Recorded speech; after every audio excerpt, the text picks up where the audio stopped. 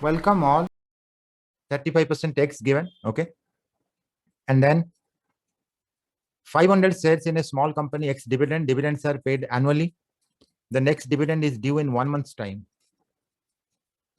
Okay, let me take it. This is the question. 35% tax, 500 shares. Dividends are paid annually. Next dividend is due in 1 month's time. Last dividend given, dividends are expected to rise by 4% per annum. We'll draw a number line and we'll check everything. Okay. Don't worry about this X dividend. So if this is time zero for you, you purchase here from someone or for the company, whatever, it doesn't matter. You purchase here. Okay. Now you don't know we're finding the price here. What will happen is dividends are paid annually and the next dividend is due in 1 month's time. Okay. So you are supposed to get, if you ask him when I'm supposed to get the first dividend or the company, they will say you get the first dividend after 1 month. You get the first dividend after 1 month. Okay. That means this guy has taken the dividend long before. Company will pay annually. This is what they've given. If this is the company will continue to pay the dividends. Okay. It doesn't matter who has that paper. Company will pay every year. Okay. Here.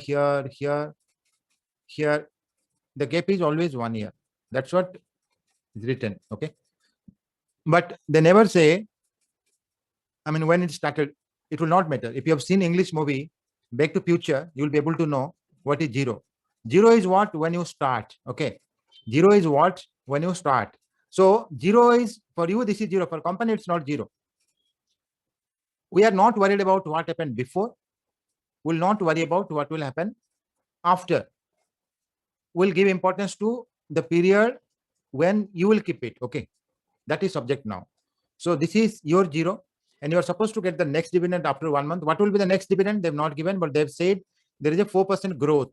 Okay.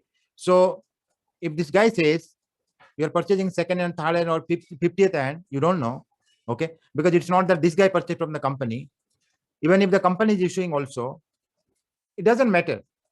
What will matter for you is what is the amount you're supposed to get. That is 1.04 here, because the last dividend was 8.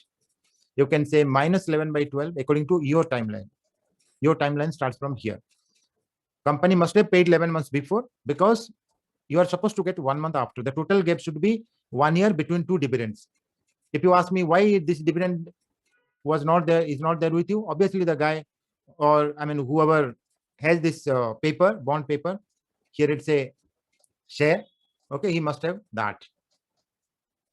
Now what will happen? The dividends will grow, and according to your timeline, it will be 1 by 12. The gap is always 1 year. This is not company timeline. Okay, company timeline must be a whole number, but we're not interested. You purchase here. Okay, it's like you have taken a house on rent on 20th of some month. You have to pay rent for 10 days, then one of each month. Okay, January, suppose March 20, you have taken a house on rent. So you have to pay on 1st April, 1st May, 1st June, that way. Okay, so you must be knowing about that. And there is a dividend growth. I will try to price it for 1 share. Okay, then if you multiply 500, you will get the answer. What more? We have used this one. We've used this one already. Last dividend is 8. Income tax, which taxed at 35% income. Okay, so you will get only 65%. 35% you have to pay income every time. So we'll cut that 35% income. We'll write 65%. Okay, so let me write here directly. Another thing, we'll use X dividend. Remember, X dividend means only one thing you use. The first dividend you will not get. That's all. Again, there is a 3-line explanation. You need not worry in actual science. What is X dividend? All that. We are not interested in the theory. Okay, just remember, X dividend means you are not supposed to get the first dividend. Okay, normal, there is less time and all that. I'm not taking you through those things. So, the cash flows. Okay, 500 I will write 0.65, 65%. So I can take common, and this you will not get anywhere. We're using discounted cash flow method. So you have to bring everything to 0. So this will be like this: 1 0 square v power 1 by 12, 8 multiplied by this v power 2 1 by 12.